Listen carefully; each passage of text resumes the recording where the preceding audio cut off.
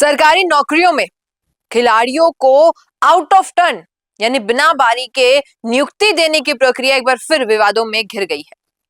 हाल ही में कई रिपोर्ट्स ने दावा किया है कि यह प्रक्रिया पारदर्शिता की कमी, फेवरेटिज्म और संभावित अनियमितताओं के आरोपों से घिरी हुई है।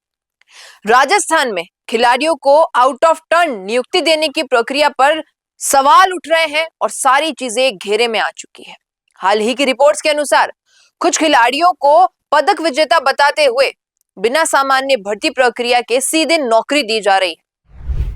इस प्रक्रिया में खेल विभाग और विभिन्न विभागों जैसे पुलिस, शिक्षा, राजस्व आदि में नियुक्तियां हो रही है। और अगर हम बात करें कि हो क्यों रहा है ये सब, तो बहुत ही दिलचस्प बात है। बहुत सारी चीजें मन में आती है कि आखिर आउट ऑफ टर्न नियुक्ति क्या है, क्यों हो रही है ये।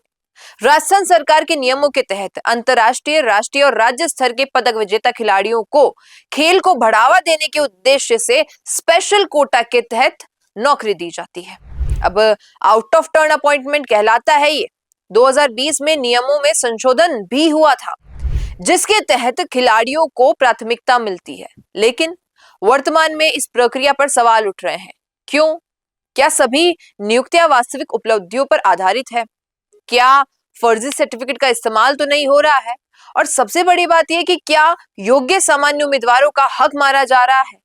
पिछले वर्षों इस प्रक्रिया में कई घोटाले सामने आए थे।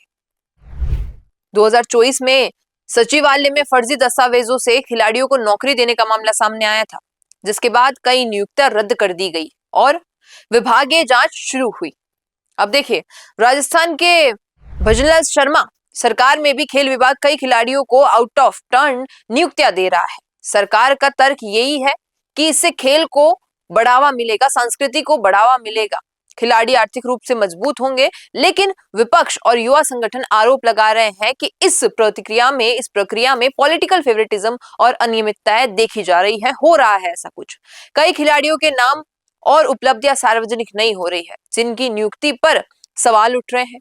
कुछ मामलों में फर्जी सर्टिफिकेट पे और ओवर एज खिलाड़ियों को नौकरी देने के आरोप भी लगे हुए हैं और कई सारी चीजें चल रही है। अब हाल ही में इस मुद्दे को उठाया गया है, पूरी प्रक्रिया पर सवाल उठाए गए हैं। बेरोजगारों में नाराजगी देखने को मिली है, जबकि लाखों युवा प्रतियोगी परीक्षाओं की तैयारी कर रहे हैं।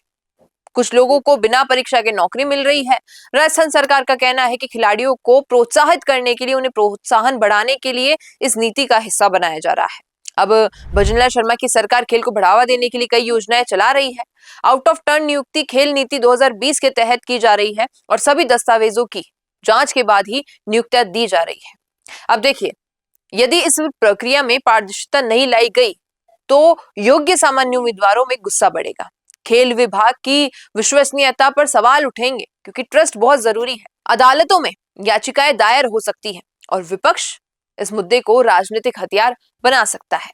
मांग पूरी लिस्ट सार्वजनिक की जाए और हर खिलाड़ी को उपलब्धियों की स्वतंत्रता मिले, उसकी जांच हो, फर्जी सर्टिफिकेट वालों पर सख्त कार्रवाई हो और प्रक्रिया को अधिक तरीके से पारदर्शी बनाया जाए।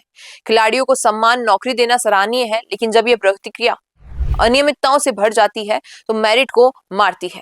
राजस्थान जैसे युवा राज्य में बेरोजगारी का एक बहुत बड़ा मुद्दा है। सरकारी नौकरियों की पारदर्शिता बेहद जरूरी है। सरकार को चाहिए कि वे इस मुद्दे को गंभीरता से ले और स्पष्ट जवाब दे, अन्यथा ये मुद्दा बहुत बड़ा बन जाएगा। अब आप बताइए, क्या कुछ कहेंगे आप इस पर? ऐसा जो हो रहा है राजस्थान में, कितना सही है और कितना गलत, लिख दीजिएगा कमेंट में। धन्यवाद। रुकिए और जरा ध्यान से सुनिए। क्या आप हमारी इन खबरों से अपने व्यापार को भी बढ़ाना चाहते हैं?